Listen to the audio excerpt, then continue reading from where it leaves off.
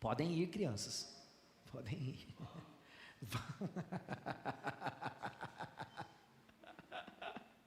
Esse é o Rodrigo, para quem não conhece. É isso aí, Rodrigo, muito bem. Glória a Deus. Lá tem um ambiente preparado, uma palavra preparada para eles serem alimentados também espiritualmente dentro da linguagem deles. Então nós estamos em uma série de mensagens em Gálatas e hoje pela manhã nós vimos a primeira parte dessa mensagem. Agora à noite nós veremos a segunda parte dessa mensagem que está no capítulo 2. O que eu quero dizer com primeira e segunda parte é que esses dois capítulos na verdade formam um grupo de um assunto só, né? Então você tem um assunto central girando em torno desse texto. E no domingo pela manhã a gente viu, enquanto você abre aí Gálatas capítulo 2, né? A gente viu algumas coisas em relação à vida do apóstolo Paulo, a defesa do seu apostolado e a apresentação do verdadeiro evangelho em oposição ao falso evangelho. E a palavra que o apóstolo Paulo usa para o falso evangelho é uma palavra até ruim de se falar. É algo até ofensivo. Mas a gente não pode esquecer que, em algumas ocasiões, a palavra de Deus ela é ofensiva àqueles que se rebelam contra Deus. Ela ofende porque ela não vai contra só o comportamento, ou um conjunto de ideias, ou um conjunto de valores, mas ela atinge certeiramente o coração de quem ouve. A própria palavra de Deus vai dizer que ela é martelo contra a penha, é martelo que esmiuça a pedra, trazendo aqui para um linguajar mais contemporâneo. É como aquela marreta que fica batendo ali em cima de uma pedra, até esmiuçar, esfarelar e virar um pó. Essa é a palavra de Deus em nossos corações duros, como de pedra. Então a palavra de Deus muitas vezes é ofensiva, e a palavra que o apóstolo Paulo escolheu para falar a respeito do falso evangelho é maldito evangelho ou evangelho amaldiçoado. O que o apóstolo Paulo quis dizer no primeiro capítulo não é que o evangelho de Cristo é maldito e amaldiçoado, mas que existe algo que as pessoas dizem ser o evangelho, mas na verdade precisa ser considerado anátema, que significa exatamente isso, amaldiçoado. E o que é considerado amaldiçoado não é somente a mensagem, mas é o porta-voz dessa mensagem mentirosa. E o que nós vimos com clareza, e nós vamos olhar um pouco mais agora no capítulo 2 também, é a distinção que nós vemos entre a igreja de Corinto e a igreja da Galácia. A igreja de Corinto era uma igreja que tinha muitos problemas. Nós vemos lá na igreja de Corinto problemas de ordem moral, um enteado dormindo com a sua madrasta, e a igreja sabia e não fazia nada. Nós vemos naquela igreja falta de generosidade. Eles haviam dado a sua palavra que ofertariam à igreja de Jerusalém, mas haviam desistido. Não vou mais ofertar. O apóstolo Paulo então tem que exortá-los a ter um coração generoso. Nós vemos a igreja de Corinto tendo problemas sérios quanto à questão dos dons. Eles usavam os dons de alguma maneira para se aparecer, os dons não eram usados com amor para a glória do Pai, para a edificação da igreja. Nós vemos a igreja de Corinto com inúmeros problemas, como por exemplo, questionar a autoridade apostólica de Paulo. E o apóstolo Paulo vai dizer que a igreja de Corinto era a sua carta, o seu diploma de apostolado. Então havia muitos problemas nessa igreja, porém, entretanto, todavia, já dizia o professor Girafales, o problema da igreja de Corinto não faz com que essa igreja deixe de ser a igreja de Deus. Isso é extraordinário. Não só extraordinário, mas também é chocante. Acontece, irmãos, olhem aqui para mim, não percam atenção não, é normal isso aí, fica tranquilo. Então, o que o apóstolo Paulo está dizendo é que esta igreja de Corinto, com todos os seus problemas, com todas as suas dificuldades, ainda era a igreja de Jesus. Ele começa a carta assim, a igreja de Deus que está em Corinto. E ele exalta aquela igreja dizendo que ela tem todos os dons. É claro que a gente especula será que ele não estava sendo irônico? A gente não sabe exatamente. Mas a verdade é que ele chama aquela igreja de Jesus. Ele tem elogios para fazer para aquela igreja. Porém, a igreja da Galácia tem um problema maior do que um pecado de ordem moral. A igreja da Galácia, segundo o apóstolo Paulo, estava se desviando da verdade. Estava se afastando da verdade. E que verdade é essa? Como nós dizemos no domingo pela manhã, o nosso presidente, Jair Messias Bolsonaro, e eu até votei nele, mas isso não quer dizer que eu concordo com tudo que ele faz ou fala, mas ele fala uma coisa que ele usa a palavra de Deus completamente fora de contexto, usando aquele texto que diz que a verdade libertará. A verdade liberta. A verdade liberta, é verdade, ele está certo. Porém, a verdade que ele está dizendo é que o país é corrupto.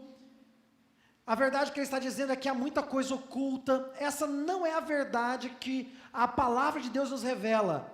A verdade que liberta tem nome. Ele mesmo disse: eu sou o caminho, eu sou a verdade e eu sou a vida. Aquele que crê em mim, ainda que esteja morto, viverá. Esse é o evangelho, esta é a boa nova, esta é a verdade. Então a verdade não é algo subjetivo, ou algo relacionado à minha vida ou ao Brasil. A verdade está relacionada à nossa queda, a verdade está relacionada a um Deus que amou e nos perdoou por causa do sacrifício de Cristo na cruz do Calvário. Então nós vimos o que é o evangelho verdadeiro. Nós vimos também o quanto um desvio doutrinário é terrível. Um desvio doutrinário faz com que o teor da carta aos Gálatas seja mais pesada do que o teor da carta aos Coríntios. O apóstolo Paulo, escrevendo à igreja da Galácia, ele escreve de maneira mais pesada, absorvendo ali algumas cidades, Antioquia, Icônio, Derbe, Listra, aquele conjunto de cidades que formavam a grande Galácia, estava se desviando da verdade. E como eles estavam se desviando da verdade? Você abriu aí o capítulo 2? Vamos ler agora. Ele vai dizer a partir do verso 1. 14 anos depois, fui outra vez a Jerusalém com Barnabé. Levando também Tito, fui em obediência a uma revelação. E lhes apresentei o evangelho que prego entre os gentios. Mas fiz isso em particular aos que pareciam de maior influência, para não correr ou ter corrido em vão. Mas nem mesmo Tito, que estava comigo, sendo grego, foi obrigado a submeter-se à circuncisão. E isto surgiu por causa dos falsos irmãos que se haviam infiltrado para espreitar a liberdade que temos em Cristo Jesus e nos reduzir à escravidão. A esses não nos submetemos por um instante sequer, para que a verdade do evangelho permanecesse entre vocês. E quanto àqueles que pareciam ser alguma coisa, o que eles foram no passado não me interessa. Deus não aceita a aparência do homem. Esses, digo, que pareciam ser de maior influência, eles nada me acrescentaram. Pelo contrário, quando viram que me havia sido confiado o evangelho da incircuncisão, assim como a Pedro foi confiado o evangelho da circuncisão, pois aquele que operou eficazmente em Pedro para o apostolado da circuncisão, também operou eficazmente em mim para com os gentios. E quando reconheceram a graça que me foi dada, Tiago, Cefas, que é Pedro, e João, que eram reputados colunas, estenderam a mim e a Barnabé a mão direita da comunhão, a fim de que nós fôssemos para os gentios e eles fossem para a circuncisão. Somente recomendaram que nos lembrássemos dos pobres, o que também me esforcei por fazer. Quando, porém, Cefas, que é o apóstolo Pedro, veio a Antioquia, eu resisti-lhe face a face, porque havia se tornado uma pessoa repreensível. De fato, antes de chegarem alguns da parte de Tiago, ele comia com os gentios. Quando, porém, chegaram, começou-se a afastar-se, e por fim separou-se, temendo os da circuncisão. E também os demais judeus se fizeram hipócritas juntamente com ele, a ponto de o próprio Barnabé ter se deixado levar pela hipocrisia deles. Quando, porém, vi que não procediam corretamente segundo a verdade do Evangelho, eu disse a Cefas, que é Pedro, na presença de todos: se você, Pedro, que é judeu, vive como gentil e não como judeu, por que quer obrigar os gentios a viverem como judeus? Nós, judeus por natureza e não pecadores dentre os gentios, sabendo, contudo, que o homem não é justificado por obras da lei, e sim mediante a fé em Jesus Cristo, também temos crido em Cristo Jesus, para que fôssemos justificados pela fé em Cristo, e não por obras da lei. Pois por obras da lei ninguém será justificado, mas se nós, procurando ser justificados em Cristo, fomos também achados pecadores, será que isso significa que Cristo é ministro do pecado? De modo nenhum.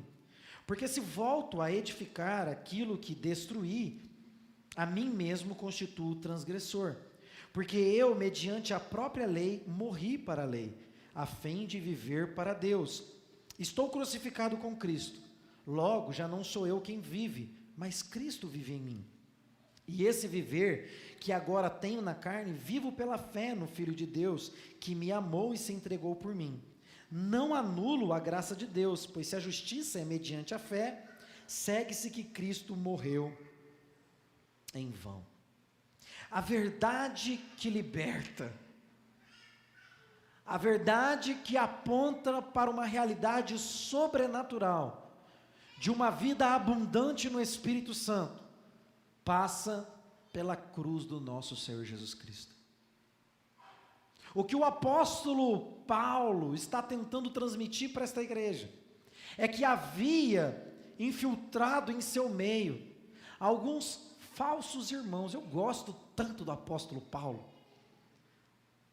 O apóstolo Paulo é um homem ousado. Vou abrir um parênteses aqui para falar um pouco desse homem. Ele é um homem ousado, um homem corajoso, um homem que tem coragem de pregar para a sua comunidade, um homem que tem coragem de apontar os erros da sua comunidade. Uma das coisas que eu mais admiro em Paulo é isso. Eu me recordo agora que o apóstolo Paulo, em certa ocasião, disse: olha, os da casa de Chloe me disseram que vocês estão tendo problemas, e começa a citar. Eu fico imaginando, se eu chego aqui na igreja e digo: olha gente, é o seguinte, a Gislaine e o Josiel me disseram, aqui no culto, tá? Que vocês estão fazendo isso e isso.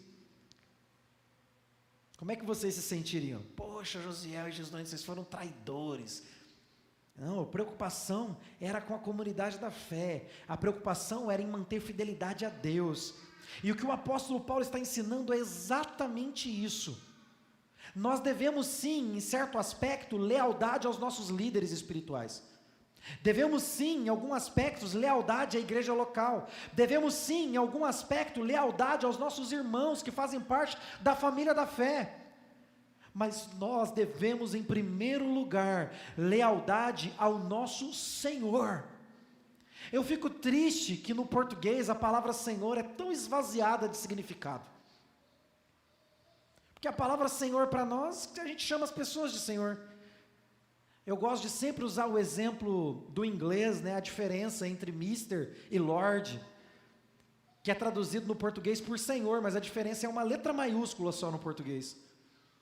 E nós vemos que o Senhor, no sentido de um homem respeitável, é uma coisa, porém o Senhor, no sentido de autoridade, primazia, de poder, é outra coisa. A nossa lealdade, em primeiro lugar, quando olhamos para esse texto, ela passa pelo crivo do nosso Lorde, do nosso Rei, do nosso Senhor Jesus Cristo. Isso é algo que algumas pessoas já se frustraram comigo, por exemplo. Eu me lembro que em algumas ocasiões no passado, isso ainda não aconteceu aqui, mas talvez um dia aconteça, uma pessoa chegou em mim e me contou uma determinada situação, e eu disse para ela: pode deixar que eu resolvo. Eu vou lá: pelo amor de Deus, pastor, não faz, não fala. Não. Eu falo: mas rapaz, se você disse para mim é para resolver. Eu devo lealdade em primeiro lugar ao meu Senhor. Se não vai gostar, se vai fechar a cara, se vai embora, se vai mudar de igreja, eu não estou nem aí. A nossa lealdade, em primeiro lugar, é ao Senhor Jesus. Devemos a Ele fidelidade. E o apóstolo Pedro, ele vai fazer isso. Ele vai mostrar que a lealdade a Jesus é suprema. Quando você olha, por exemplo, do capítulo 1, do verso 1 ao verso 10, o apóstolo Paulo vai dizer que ele recebe uma revelação independente. Isso significa que a revelação que ele recebe, ela não vem por meio de homens. E eu me lembro aqui do texto sagrado que diz que quando o Espírito Santo viesse sobre nós, por intercessão do Espírito Santo, ou por intercessão de Jesus, desculpe, ele nos ensinaria todas as coisas. Se Deus distribui dons à sua igreja, como por exemplo, o dom do ensino, e isso é maravilhoso, é para a edificação da igreja. De outro lado, você não precisa de um mestre ou de um pastor para que você entenda a mensagem central do Evangelho, e ela é simples: Jesus morreu pelos nossos pecados, e nos lavou deles, tirou a culpa dos nossos pecados. Ele morreu, foi sepultado, mas ao terceiro dia ressuscitou, como o apóstolo Paulo escreve aos Coríntios. Essa mensagem é simples, essa mensagem é clara, essa mensagem é objetiva. Essa mensagem é fácil, mesmo uma criança pode entendê-la. Não precisa ser doutor, você não precisa ser teólogo, sendo que, na verdade, de alguma maneira, todos nós somos teólogos, mas você não precisa ser teólogo no sentido formal da palavra, sentar numa academia teológica. Recomendo que faça, mas não é necessário para entender a mensagem central do Evangelho de Cristo Jesus. Ele recebe uma revelação que vem do alto.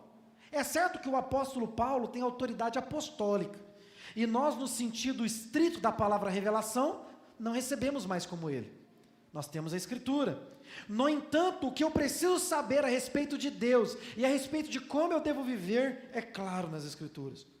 Em segundo lugar, o apóstolo Paulo, mostrando a suficiência de Cristo e a autoridade suprema dele, do verso 10 ao verso 17 do capítulo 1, ele vai mostrar que ele é independente do ensino humano.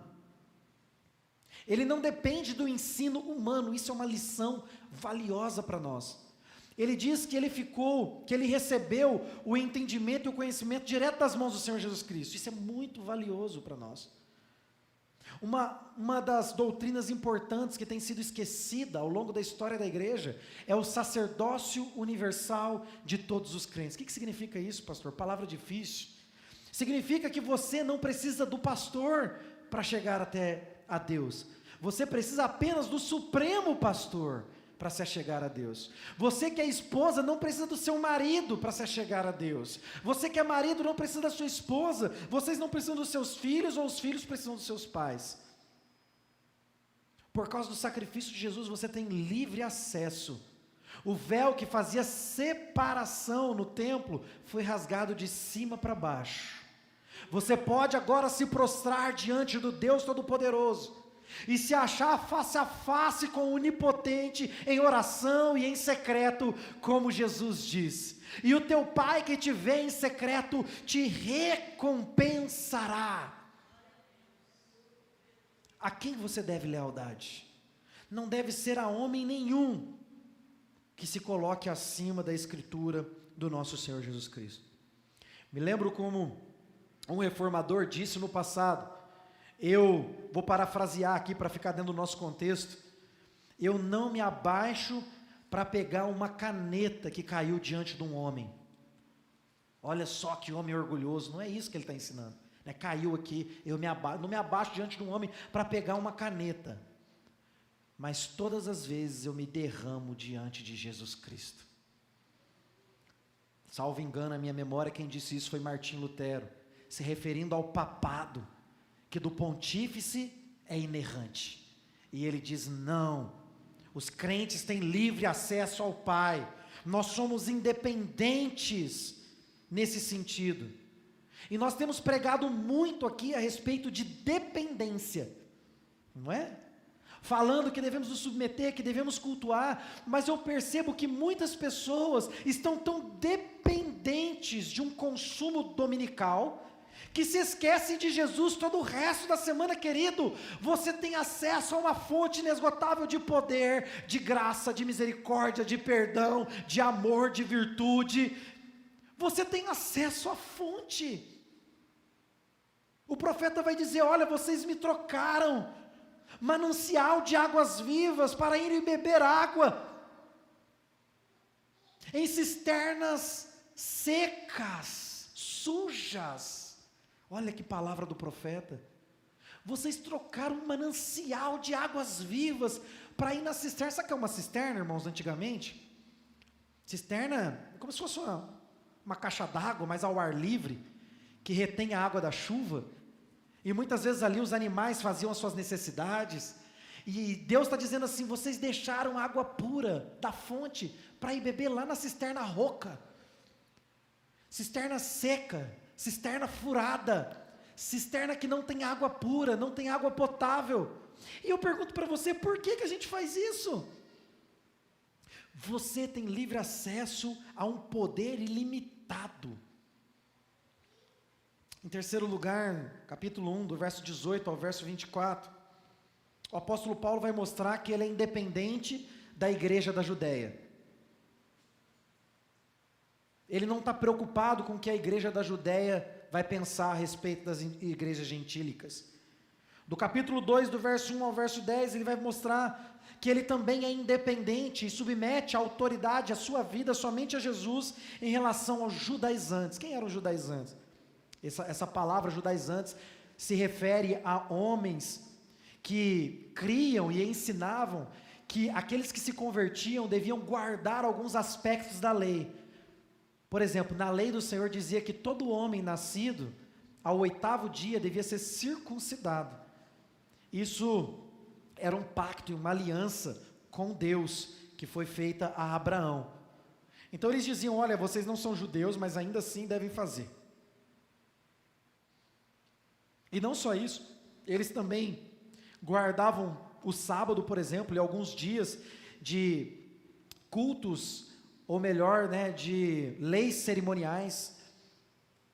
Então, os judaizantes ensinavam que você não podia fazer isso ou aquilo, não podia tocar nisso ou naquilo, que para você ser aceito e recebido por Deus, você precisava cumprir uma listinha de pré-requisitos. O apóstolo Paulo está dizendo: nós somos independentes dos judaizantes, nós nos submetemos ao ensino verdadeiro do Evangelho de Cristo Jesus, e o ensino de Jesus Cristo é que por sua morte nós fomos aceitos e recebidos pelo Pai, fomos adotados por Ele, temos livre acesso ao céu. Eu não preciso cumprir a lei para ser aceito. No domingo pela manhã eu lembrei os irmãos, e quero lembrá-los também, que os 10 mandamentos começam assim: eu sou o Senhor vosso Deus, que vos tirei da terra do Egito, portanto, amarás o Senhor teu Deus de todo o teu coração. E aí começa a lista dos mandamentos. Preste atenção no detalhe. O texto não diz assim: ame o Senhor teu Deus, guarde o sábado, não roube, não idolatre, não faça imagem de escultura, não deseje o que é do próximo. Aí tem lá a lista: aí você será o meu servo e eu serei o teu Deus. Olha a graça de Deus manifestada no Antigo Testamento. Ele vai dizer: eu sou o Senhor teu Deus, eu te tirei da terra do Egito, agora vocês podem fazer isso. Olha o Evangelho revelado nos 10 mandamentos. Nós cumprimos a lei do Senhor, nós oramos, nós erguemos nossas mãos, nós cantamos, nós cultuamos, nós jejuamos, não para sermos aceitos por Deus. O nosso relacionamento com Ele não é baseado no nosso desempenho. Nós fazemos tudo isso porque já fomos salvos por Ele, porque temos acesso a essa fonte inesgotável de poder e virtude, e queremos viver uma vida superlativa, uma vida poderosa. Capítulo 2, do verso 11 ao verso 18, em quinto lugar, ele vai dizer que nem mesmo um apóstolo poderia ter autoridade se não respeitasse as palavras de Jesus. Ele vai dizer que ele se coloca frente a frente a ninguém menos que o apóstolo Pedro.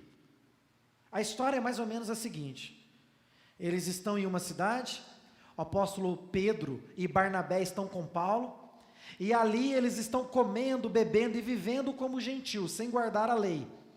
De repente chega Tiago, irmão de Jesus, e junto com ele uma comitiva de irmãos que guardavam as leis do Senhor. E quando isso acontece, Paulo começa a se afastar dos gentios, dizendo que eles são pecadores. Paulo para de comer a comida dos gentios. Paulo começa a fazer distinção entre um e outro.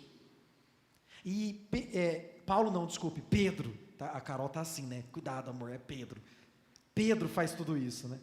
Pedro começa a fazer distinção. Pedro começa a ir para o lado dos judaizantes. Pedro começa a fazer isso.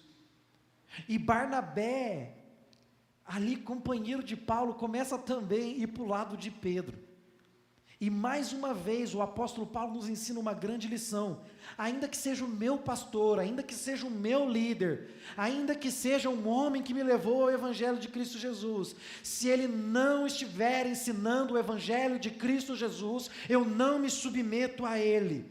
O apóstolo Paulo se levanta contra Pedro diante de todo mundo e diz mais ou menos assim: ué, Pedrão, qual que é aí?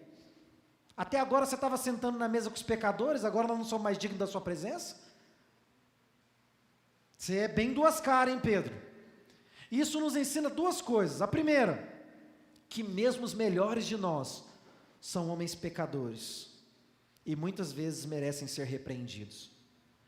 Em segundo lugar, que o apóstolo Paulo faz uma distinção entre aquele texto que ele mesmo diz, que ele se fez tolo para ganhar os tolos, se fez sábio para ganhar os sábios, mas ele fez tudo isso sem negociar o evangelho de Cristo Jesus. O que o apóstolo Pedro está fazendo, na verdade, chama-se hipocrisia. Ele está pecando contra a igreja e contra Deus.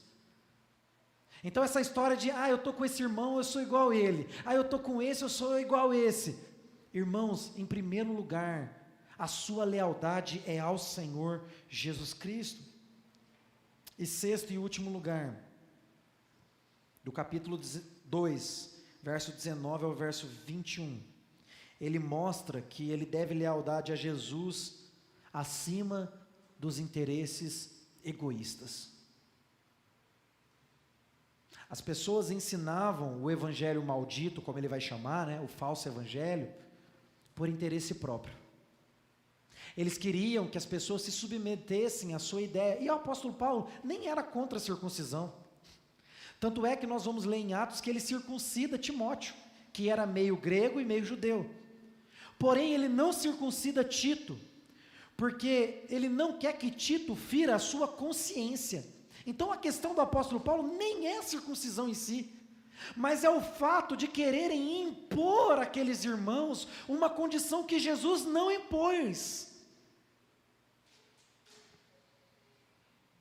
As perguntas, irmãos, que nós precisamos fazer diante dessas verdades é: por que eu preciso da aprovação dos homens se eu já tenho a aprovação de Deus?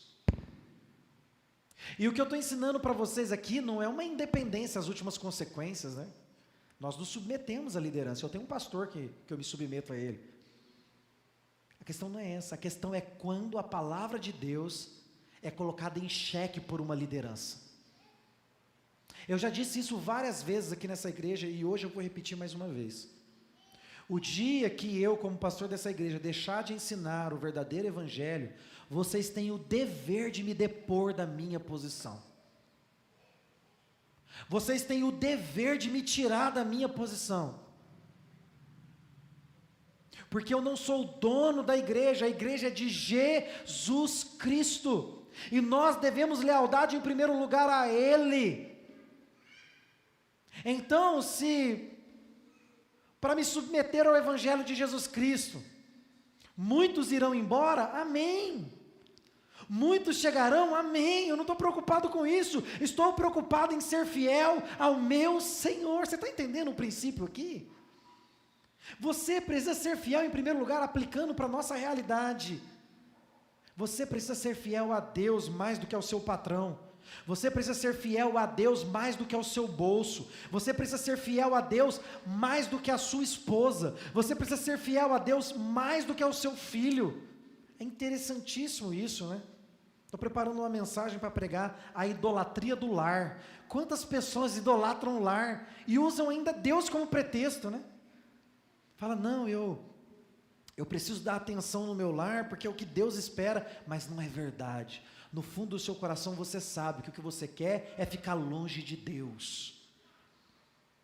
Não é proteger a sua família, não é guardar a sua família, não é ensinar a sua família os caminhos do Senhor, não é. Nós devemos, em primeiro lugar, a nossa lealdade ao Senhor Jesus Cristo. A autoridade final pertence a Cristo e não a homens. O que o apóstolo Paulo está escrevendo, ele resume no verso de número 19. Olhe comigo aí para o verso de número 19.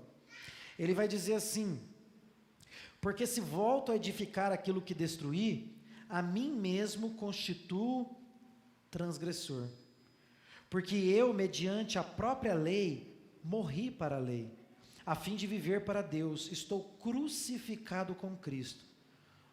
Logo, já não sou eu quem vive, mas Cristo vive em mim.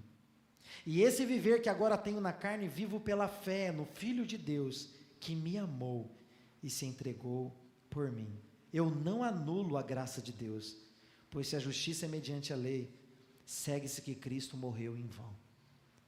O apóstolo Paulo encerra essa sessão dizendo e reafirmando mais uma vez: a minha lealdade eu devo a Jesus. Se eu tiver que contrariar o meu filho, eu farei. Se eu tiver que contrariar o meu pastor, eu farei. Se eu tiver que contrariar a minha esposa, eu farei. Se eu tiver que contrariar o meu marido, eu farei. Porque em primeiro lugar, a minha lealdade está em Jesus Cristo. Tem várias referências bíblicas para defender esse ponto. O apóstolo Pedro vai dizer, quando foi impedido de pregar o evangelho: a quem compete a mim obedecer mais, a Deus ou aos homens? A palavra de Deus vai nos ensinar que se o meu pai pedir para eu me prostrar diante de uma imagem, eu não devo adorá-lo, eu devo desobedecê-lo. Precisamos aprender, querido. Se a mensagem pela manhã foi evangelho, morte e vida, a mensagem da noite é: eu devo a minha lealdade em primeiro lugar a Jesus Cristo. A minha lealdade é dele. E a pergunta que eu te faço é: a quem você deve a sua lealdade? A palavra do apóstolo Paulo aos Gálatas é uma palavra de exortação. É uma palavra num teor duro. Embora de manhã foi uma mensagem gostosa, né, falando do evangelho, o teor da mensagem é pesado. O apóstolo Paulo está ensinando um princípio básico de lealdade, querido. Nós não podemos ser frouxos. Mulheres, vocês não devem ser frouxas. Homens, vocês não devem ser frouxos. A palavra de Deus diz: se te mostra fraco no dia da dificuldade, ou melhor, né, se te mostra frouxo no dia da adversidade, você é fraco. Nós devemos mostrar no dia da adversidade força e lealdade a Jesus Cristo. Eu gosto dessa mensagem de Paulo, porque se de um lado ele mostra o evangelho triunfante, glorioso, e que nos salva de uma vez por todas, não se esqueça, a salvação é instantânea, ela acontece de uma vez por todas, mas a santificação, ela é um processo. Então hoje é noite de arrependimento, hoje é noite de você olhar para a palavra de Deus e lembrar a quem você deve lealdade. Você não deve lealdade a mim em primeiro lugar, nem a sua família em primeiro lugar, nem ao seu trabalho em primeiro lugar. A sua lealdade em primeiro lugar é a palavra do Senhor Jesus Cristo. Curva a sua cabeça enquanto o louvor sobe aqui, eu quero orar por você.